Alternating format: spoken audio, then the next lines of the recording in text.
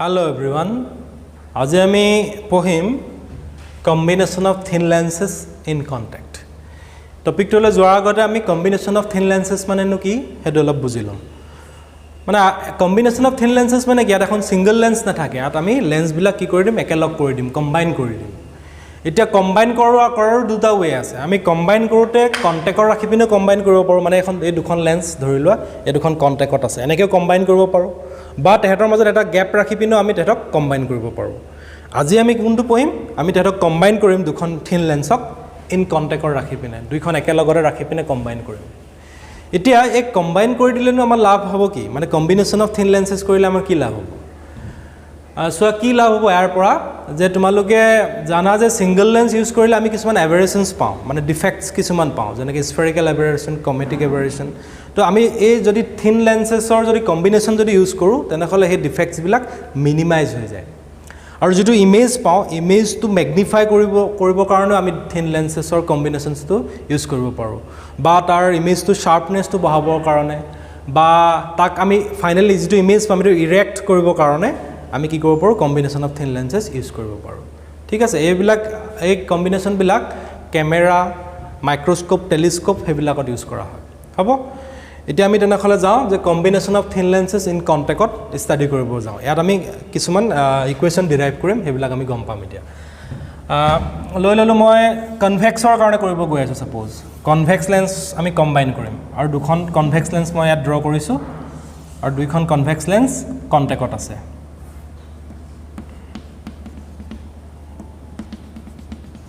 ইয়াত principal axis ডাল draw কৰিলো এতিয়া মই এটা অবজেক্ট কনসিডাৰ কৰিলো অবজেক্টটো পইণ্ট অবজেক্ট এটা কনসিডাৰ কৰিলো যেটো নেকি প্ৰিন্সিপাল এক্সিসতে আছে আৰু ইয়াত কনসিডাৰ কৰিলো এখনৰ ফোকাল লেংথ f1 এখনৰ ফোকাল লেংথ f2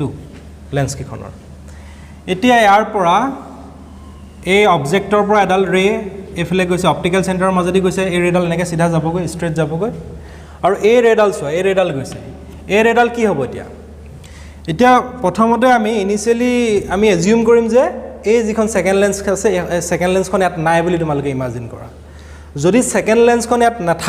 নাথাকিলে হেতেন তেনেহলে কি হলদিন ইয়াৰ ৰিফ্ৰেকশন হৈ পিনে ৰেডাল এফালে গলেটিন এফালে গৈ পিনে হি এনেকে গৈ পিনে কোড লগ হল গৈদিন ইয়াত ধৰিলো পইণ্ট দিলো আই ডেশ মানে গৈ পিনে মোৰ অলপমান বেন্ড হৈছে স্ট্ৰেট যাবগৈ গৈ পিনে আই ডেশত গৈ পিনে মিট কৰিলে গয়তেন যদিহে সেকেন্ড লেন্সখন নাথাকিলেহেতেন ঠিক আছে তো আফটাৰ ৰিফ্ৰেকশন ই কনভাৰ্জ হৈ পিনে আই ডেশত গৈ পিনে মিট কৰিলে গয়তেন তেনেহলে আমি ইয়াত অবজেক্ট ডিসটেন্স এটো ইউ বুলি লব পাৰো এটো অবজেক্টটো ইয়াত আছে তো অপটিক্যাল সেন্টাৰ ইয়াৰ মাজৰ ডিসটেন্সটো ইউ আৰু আমি এই ডিসটেন্সটো আমি ভি ড্যাশ বুলি লব পাৰো মানে এটো ইমেজ ডিসটেন্স হয় কাৰ কাৰণে ইমেজ ডিসটেন্স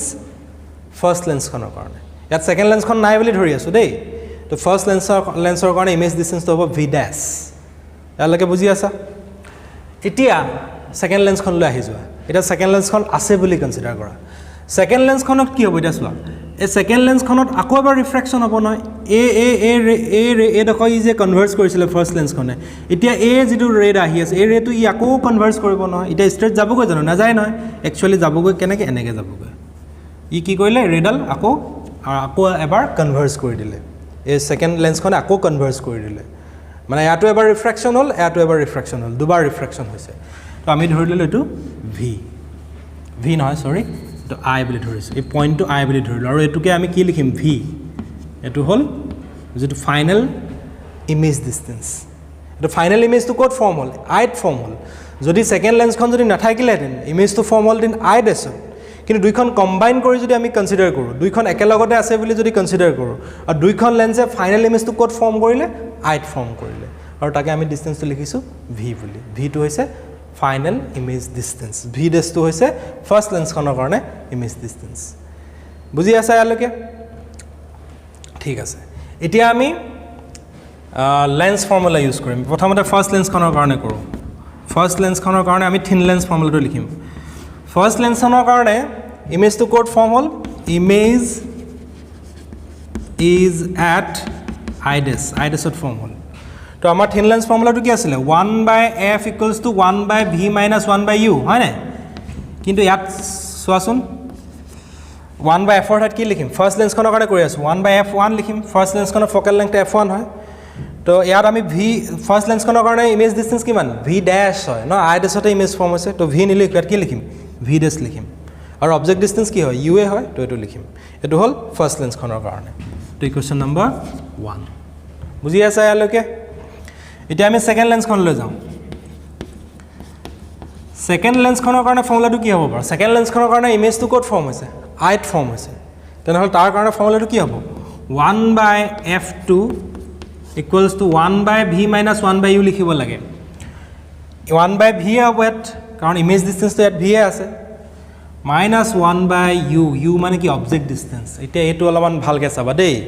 এতিয়া সেকেন্ড লেন্সখনৰ কাৰণে অবজেক্ট ডিসটেন্স কি হ'ব u to ফাৰ্স্ট লেন্সখনৰ কাৰণে অবজেক্ট ডিসটেন্স হৈছিলে এটা সেকেন্ড লেন্সখনৰ কাৰণে অবজেক্টটো ক'ত আছে সোয়া সেকেন্ড লেন্সখনৰ ৰেটো আহিছে ক'ৰ পৰা এইফালৰ পৰা আহিছে নেকি ইয়াৰ পৰা আহিছে এই লেন্সখনেটো গম নাপায় যে ৰেটো ইয়াৰ পৰা আহি আছে অবজেক্টটো ইয়াত আছে বুলিটো গম নাপায় তাৰটো ব্ৰেইন নাই নহয় লেন্সখনৰ হয় নে নহয় তো লেন্সখনে ভাবি আছে যে লাইটটো এইফালৰ পৰা আহিছে মানে হি ভাবিছে লাইটটো এইফালৰ পৰা আহিছে কিন্তু এইফালে অবজেক্ট আছে জানো নাই নহয় এইফালে অবজেক্ট তো এইফালে অবজেক্ট নাই অবজেক্টটো আছে কোনফালে মানে একচুয়ালি ইয়াত কি হৈছে এইখনৰ কাৰণে আমি ভাৰ্চুৱেল অবজেক্ট পাম ৰিয়েল অবজেক্ট নাপাওঁ মানে ভাৰ্চুৱেল এই ৰেটো যদি এনেকৈ যদি ইয়াৰ পৰা যদি চোৱা ৰেটো যদি এইফালে এক্সটেণ্ড কৰা গৈ পিনে ক'ত পাবা আই ডেছ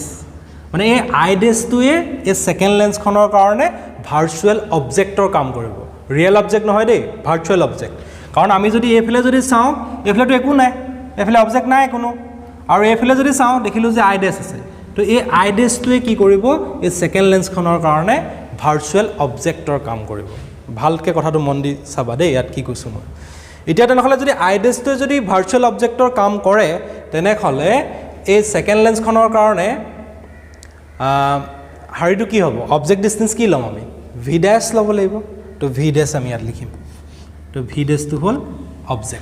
অবজেক্ট ডিসটেন্স ইয়াত চাবা ইউ আছিলে ফাৰ্স্ট লেন্সখনৰ কাৰণে অবজেক্ট ডিসটেন্স আৰু ভি ড্যাশ হৈছে সেকেন্ড লেন্সখনৰ কাৰণে অবজেক্ট ডিসটেন্স ঠিক আছে এইটো ইকুৱেশ্যন নম্বৰ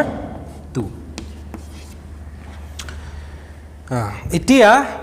কাম এটা কৰা এতিয়া ইকুৱেশ্যন 1 আৰু 2 প্লাস কৰি দিয়াচোন 1 plus 2 কৰি দিয়া 1 plus 2 কৰিলে কি পাবা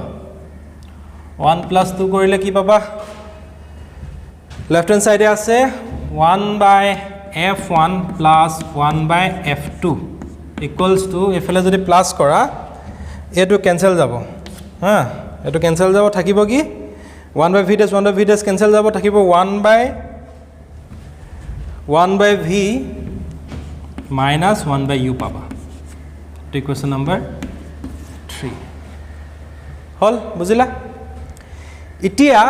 আমি ইকুইভ্যালেন্ট ফকাল লেংথ উলিয়াব লাগে ইকুইভ্যালেন্ট ফকাল লেংথ মানে তেন তোমালোকে যদি কারেন্ট ইলেক্ট্রিসিটি পঢ়া তাত গম পাবা যে রেজিস্ট্যান্স যদি দিয়া থাকে R1 R2 R3 তেনেকে বহুত রেজিস্ট্যান্স দিয়া থাকিলে আমি সার্কিট ডায়াগ্রামটো ইকুইভ্যালেন্ট রেজিস্ট্যান্স উলিয়াও তো ইয়াৰো তেনেকে ফকাল লেংথ এখনৰ F1 এখনৰ F2 তো আমি ইকুইভ্যালেন্ট ফকাল লেংথ ইয়াৰ উলিয়াম তো এতিয়া ইকুইভ্যালেন্ট ফকাল লেংথ উলিয়াবলৈ হলে ইকুইভ্যালেন্ট ফকাল লেংথ মানে কি মানে এই যেটো লেন্সৰ কম্বিনেশন আছে এই লেন্সখন এনেকে যদি মই এখন লেন্সলৈ এই দুখন লেন্সক আমি এখন লেন্স বনাই পেলালো মানে এই লেন্সখনৰ ধৰি ললো ৰবা এটো আছে অবজেক্ট এটো হা এটো ও বুলি দি দিছো অবজেক্ট ও আৰু ইয়াত ধৰি ল ইমেজটো ইয়াত ফৰ্মল আই মানে কি কৈছো চোৱা এই দুইখন লেন্সে কম্বাইন কৰি পিনে ইমেজটো ফৰ্ম কৰিলে আইট আৰু অবজেক্টটো আছিল ওট ইয়াত এতিয়া চোৱা ইয়াত এখন সিঙ্গল লেন্স আছে আৰু এই সিঙ্গল লেন্স খলে ইমেজটো ফৰ্ম কৰিলে আইটে ফৰ্ম কৰিলে মানে ইয়াতে ফৰ্ম কৰিলে আৰু অবজেক্টটো ওতে আছে মানে ইয়াতে আছে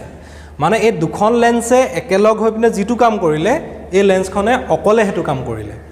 যদি এনেকুৱা যদি হয় তেনেহলে এই লেন্সখনক আমি কি কম এই লেন্স দুখনৰ ইকুইভ্যালেন্ট লেন্স বুলি কম মানে ইকুইভ্যালেন্ট লেন্স হ'বলৈ হলে এই সিঙ্গল লেন্সখনে এই দুইখন লেন্সে যত ইমেজটো ফৰ্ম কৰিছে হি তাতে ইমেজটো ফৰ্ম কৰিব পাৰিব লাগিব তেতিয়া তাক আমি ইকুইভ্যালেন্ট লেন্স বুলি কম ঠিক আছে মানে এটো আমি ইয়াৰ কাৰণে ইউ হ'ব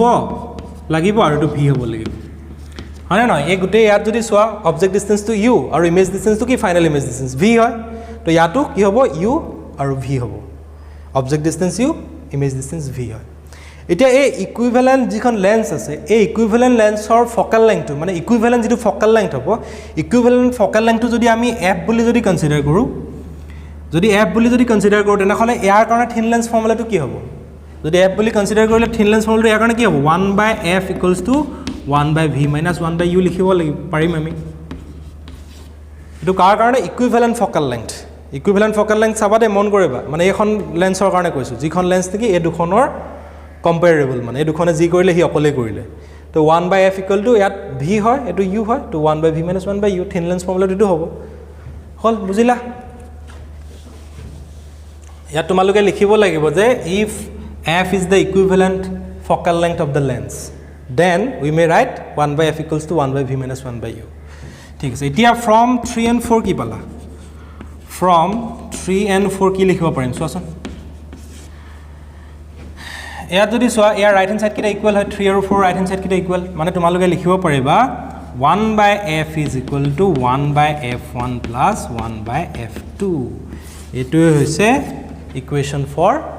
ইকুইভ্যালেন্ট ফকাল লেংথ তো ইকুইভ্যালেন্ট ফকাল লেংথ কিমান পালো 1/f = 1/f1 plus 1/f2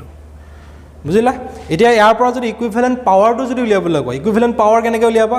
1/f মানে কি p হয় না তো p = কি হৈ যাব p1 plus p2 হৈ যাব তো ইকুইভ্যালেন্ট পাৱাৰৰ কাৰণে ফৰ্মুলাটো হৈ যাব p = p1 plus p2 তেনেহলে আমি কি উলিয়ালো ইয়াত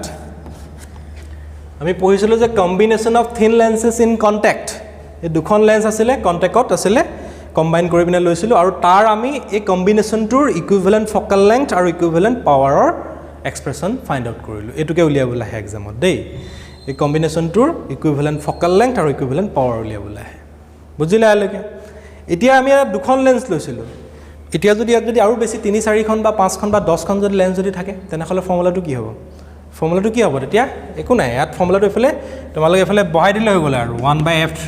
এনেকৈ যদি 10 খন যদি থাকে প্লাস ... 1/f10 লকে থাকিব তেনেকৈ ইয়াতো একে এফালে যদি 10 খন বলে আছে তো এফালে 1p10 লকে থাকিব একে ফৰ্মুলাটো একেটা হ'ব n নাম্বাৰ অফ লেন্স থাকিলে এটো n লকে থাকিব তো এটোৱে আছিল কম্বিনেশন অফ থিন লেন্সেস ইন কন্টাক্ট আৰু তাৰ কাৰণে আমি কি কৰিলো ফকাল ইকুইভ্যালেন্ট ফকাল লেংথ আৰু ইকুইভ্যালেন্ট পাৱাৰৰ এক্সপ্ৰেশনটো ফাইন্ড আউট কৰিলো আৰু ইয়াৰ ৰিলেটেড তোমালোকে নিউমেৰিকেল চাবা ওকে আজি ক্লাছৰ কাৰণে ইমানেই থ্যাংক ইউ